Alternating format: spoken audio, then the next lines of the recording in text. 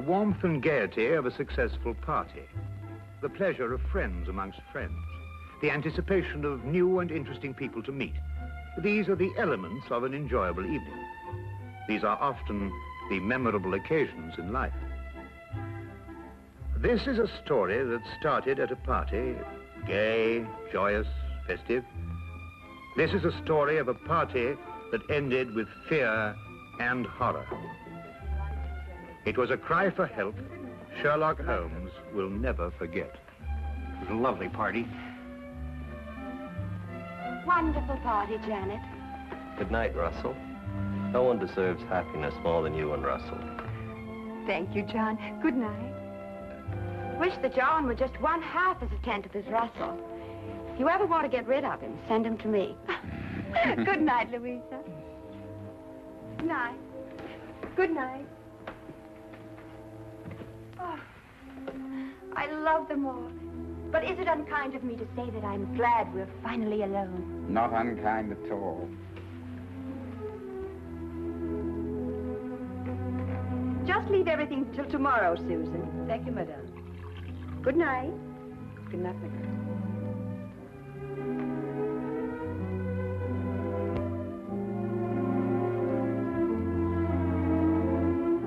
You've made me very happy this evening, darling. I really am the luckiest woman in the whole world.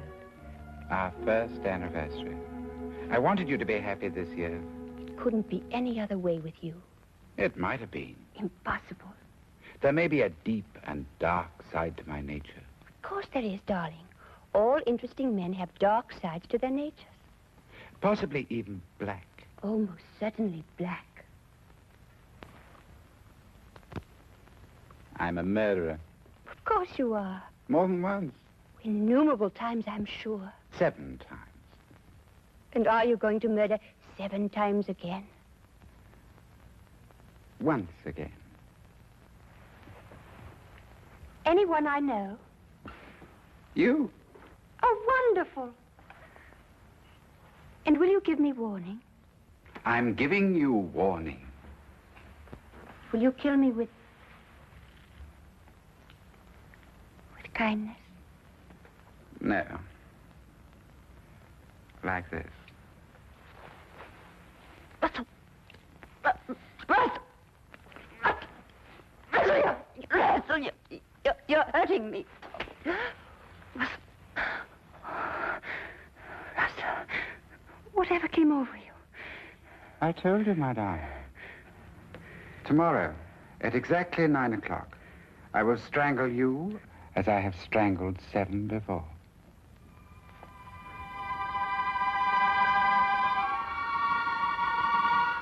You're serious? About the art of murder, I am always serious.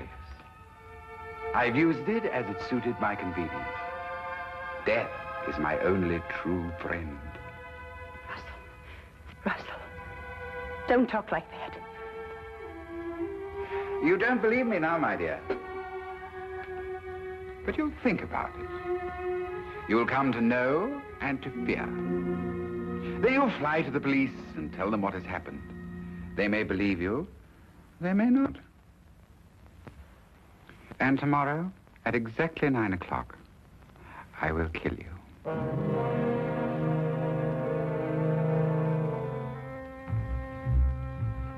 Good night, madam.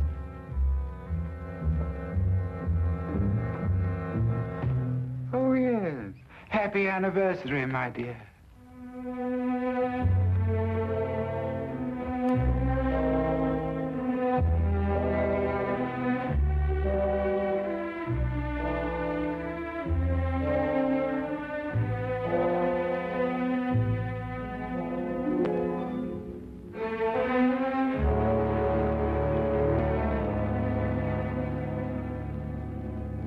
Suppose you tell us the whole story as it happened.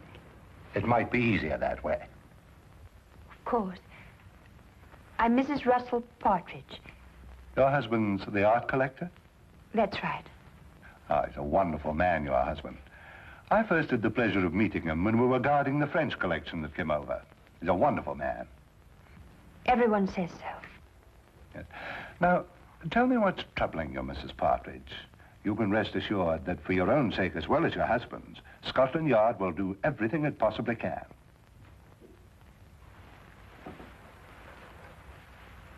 It was nothing. Nothing? I was mistaken. I can see it now. Probably the result of too much party last night and an overactive imagination. Well, perhaps you care to tell me about it anyway. It may help to dispel any doubts you have. It isn't necessary, really. I'm sorry to have taken so much of your time, Inspector. I'm sure you're a very busy man. Mrs. Partridge, I'm very pleased to hear you feel this way now. What do you mean? Your husband told me of the incident last night. He was afraid you wouldn't be able to overcome the delusion. My husband told you? Yes, he was here this morning. What did he tell you? Only that you were suddenly overcome by the idea that he intended to harm you. You're over that now, I see. My husband told you that? May I say, Mrs. Partridge, that in my experience here at Scotland Yard, I've met many people who thought for a short time that they were being persecuted. But it passes. Your husband will help you, I'm sure. I'm sure. Thank you, Inspector.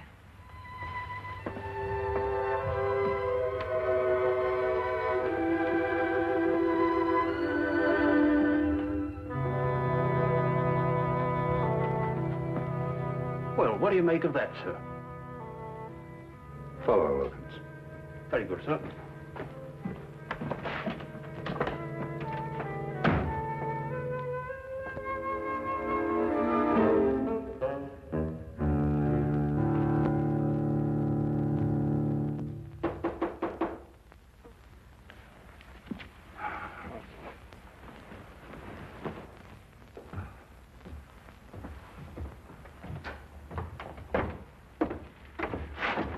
Yes? Oh, Is this the flat of Mr. Sherlock Holmes? yes, Mr. Holmes has just gone downstairs to look for darkness. Won't you please come in? Thank you. Oh, please excuse me. Would you like to sit over here? There. Would you care for anything? I have some fresh tea made. No, thank you. You say Mr. Holmes will be right back.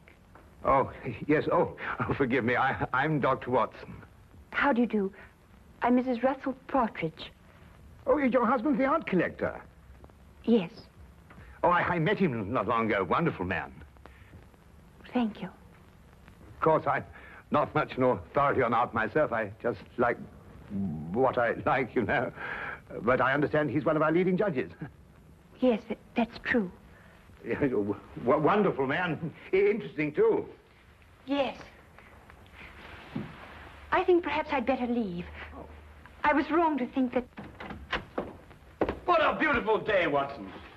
Perfectly exquisite. We really must make an effort to get out and about more often and see the beauties that I beg your pardon, madam. I didn't realize we had a guest. May I present Mr. Holmes? This is Mrs. Russell Partridge. Do forgive the exuberance of my entrance, madam. I'm delighted to meet you. Won't you sit down? I think that I realize the situation is a delicate one. How do you know? Because you didn't wish it to be known that you'd come here. So you left your carriage at the corner of the street and walked. You saw me? No, as a matter of fact, I didn't. But I observed that the hem of your skirt has picked up a certain amount of dust from the street. And though you undoubtedly came by carriage, because your shoes, which are extremely fashionable ones, were not meant for comfortable walking. Mr. Holmes, I need your help. In what way, Mrs. Partridge? I believe my husband is going to kill me. Russell Partridge? Why do you believe this, Mrs. Partridge? He told me he would. Last night. Why, that's impossible. I had the same reaction at first, Dr. Watson. It couldn't be true. Not by Russell. As everyone tells me, he's such a wonderful man. And when did he say he was going to do this? Tonight, at 9. And then he said something impossible, Mr. Holmes.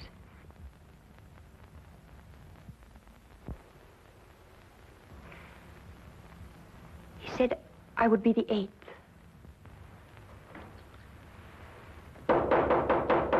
Excuse me.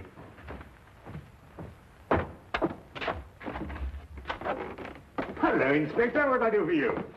Hello, Dr. Watson. I want to speak to Mrs. Partridge. How do you know she's here? I had her followed from Scotland Yard. Oh, I see. I'm sorry to have to do this, Mrs. Partridge, but I was afraid you might still think you were in danger. I see now that you do. I'm sorry. But Lestrade, Mrs. Partridge has just told us that her husband is going to kill her tonight at 9 o'clock. Mr. Partridge came to the yard this morning to tell me that his wife was going to call on me. How did he know? He said you told him you were going to call. That's not true. I decided to do it this morning. It was 10 o'clock, I remember. Mrs. Partridge, at 10 o'clock, your husband was still sitting in my office. Mr. Holmes, I don't understand. I don't understand how Russell knew I would go to see Inspector Lestrade. I swear I never told him. Everything I told you is true, exactly as it happened. Do you believe that?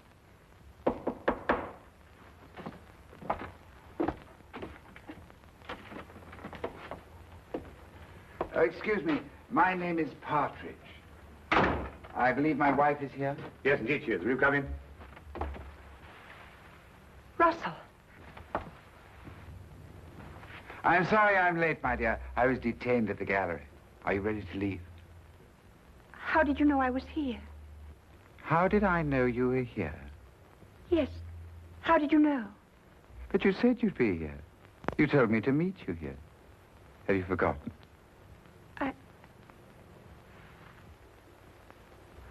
I must have forgotten. Excuse me. Forgive me for interrupting you, gentlemen, and thank you for any consideration you may have shown my wife. Good day. Good day.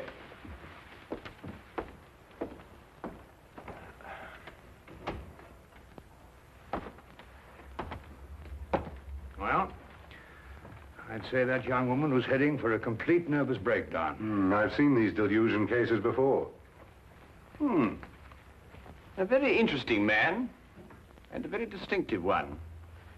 When I went down to the tobacconist, I wondered why he was standing at the corner of the street, watching this flat so intently.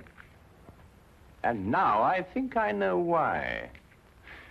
Yes, indeed, a very, very interesting man.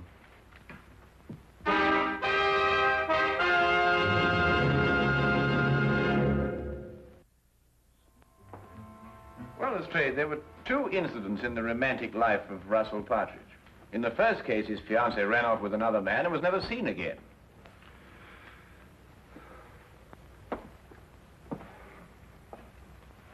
She ran off with an American, didn't she? Was this confirmed or assumed, Lestrade? Well, I don't know. And in the other case, he was left at the altar, I believe the expression is. Yes, that's right. Was that girl ever heard of again? She ran off with a South American, I believe. But really, Holmes, it just isn't logical. If Russell Partridge really intends to kill his wife, he's not going to tell her about it first.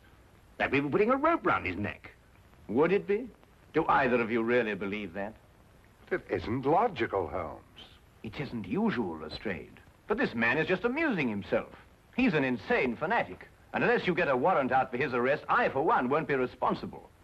Now, look here, Holmes. I can't ask for a search warrant every time a man's left at the altar. What would you be looking for anyway? The evidence of the 7 other murders he told his wife he'd committed. Holmes, you must understand that, well... Or the 8th will be on your hands.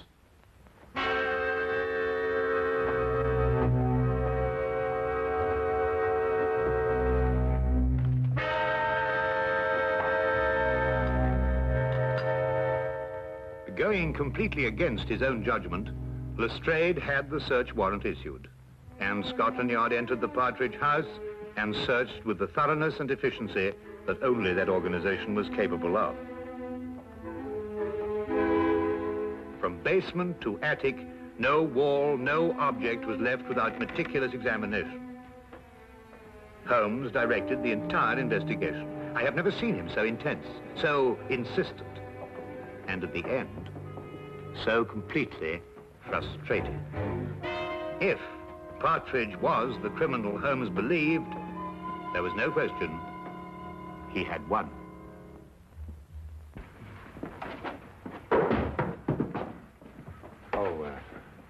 Naturally, Mr. Partridge, the Yard will assume responsibility for putting things back as they were.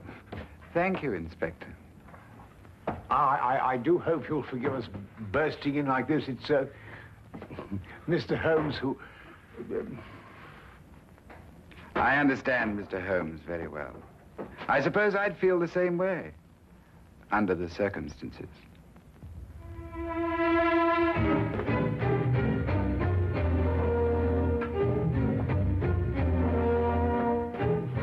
What time is it, Watson? A few minutes after 7, 5 minutes since you last asked me. It's there, Watson. It's there. I'll swear it's there. What's there? The evidence that Mrs. Partridge isn't lying, that her husband is a murderer. It's in that house somewhere. I'll swear it. But you've searched all over the house, Holmes. You've measured every inch of it. I know, Watson, but it is there. I've overlooked something. And unless I can find out what it is, that girl is going to be murdered in 2 hours. He said 9 o'clock. Even if he intends to murder the girl, he doesn't have to do it on schedule. But he does. That's part of his disease. That man works like a clock. He tempts the police by having the victim report the murder in advance, and then he has to complete his game by murdering on the moment, the exact moment. Now where are you going? Out. That I can see, but where? For a walk. We believe we searched every inch of that house. Now I've got to find the one place that I missed.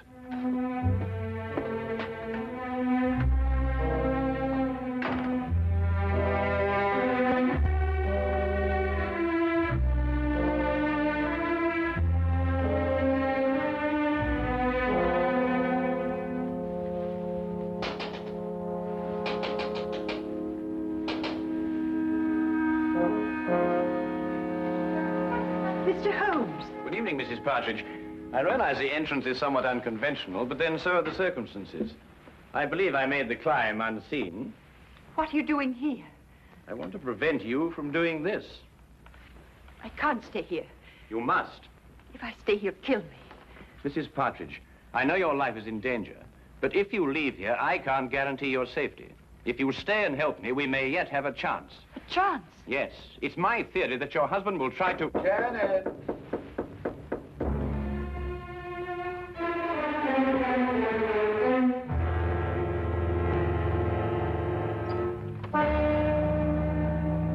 Hello, my dear.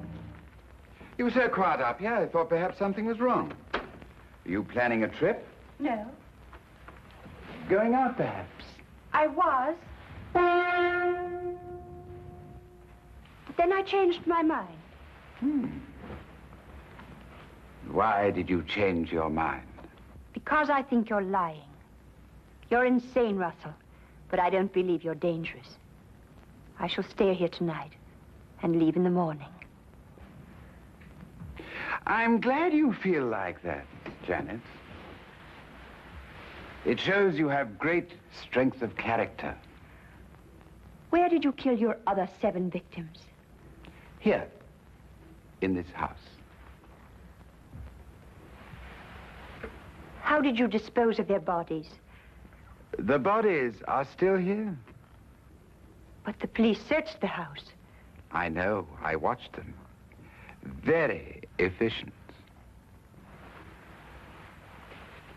Especially with Mr. Holmes to guide them. A very clever man, Mr. Holmes. It was a tremendous temptation not to tell him where to look. It's 8:45. You have 15 minutes. Why don't you run away?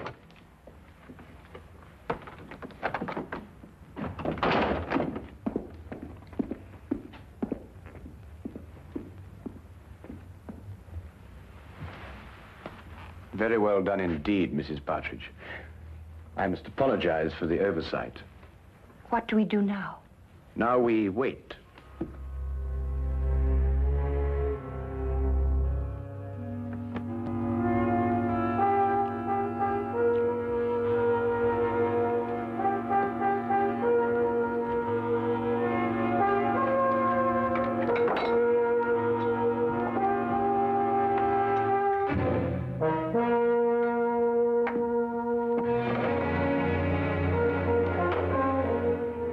Only one.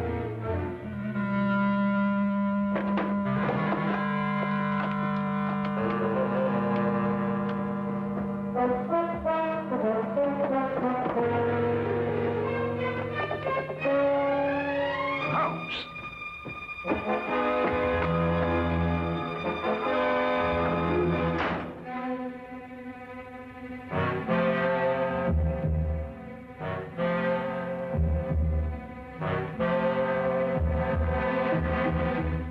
Last, I remember it. What is it, Mr. Holmes? Oh, one place I forgot to look. I'm going to step outside now, and I want you to count up to 10, go to the head of the stairs, and then start slowly down. Will you do that for me? I'll try. Don't worry. I'll be there. 10 seconds, remember?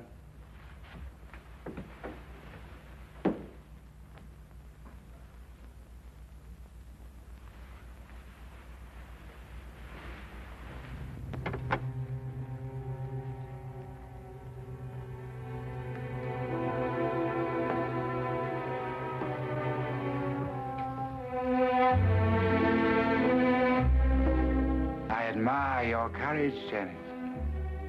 Aren't you afraid? No. I don't believe you. I think you are afraid. No, I'm not. The others were afraid. Don't take that last step. How did you get in? The important thing is that I'm here, and that your wife is safe. And because of your premature revelation of yourself, so am I. I'm sure it is not against the law of England to walk up the stairs in one's own house. Besides, my wife is completely unharmed. And the other 7, Mr. Partridge? What other 7, Mr. Holmes? You searched this afternoon. The other 7 exist in my poor wife's sick imagination. Yes, and in mine, too. I know where they are now. Really?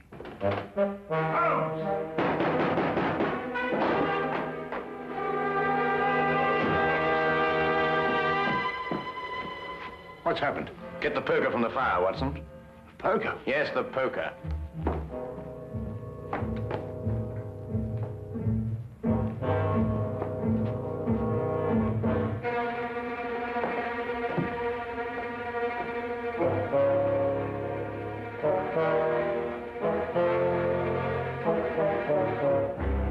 I imagine there is a way of opening your unique coffin, Mr. Partridge. And if not, Dr. Watson here is more than capable of breaking it open.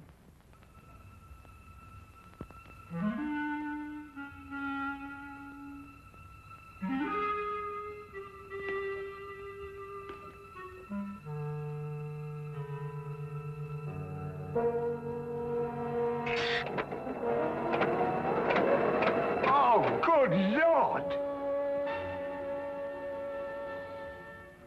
The mortal remains of his 7 victims, Watson. Each step a coffin, and each coffin a monument to the most insane killer I have ever met.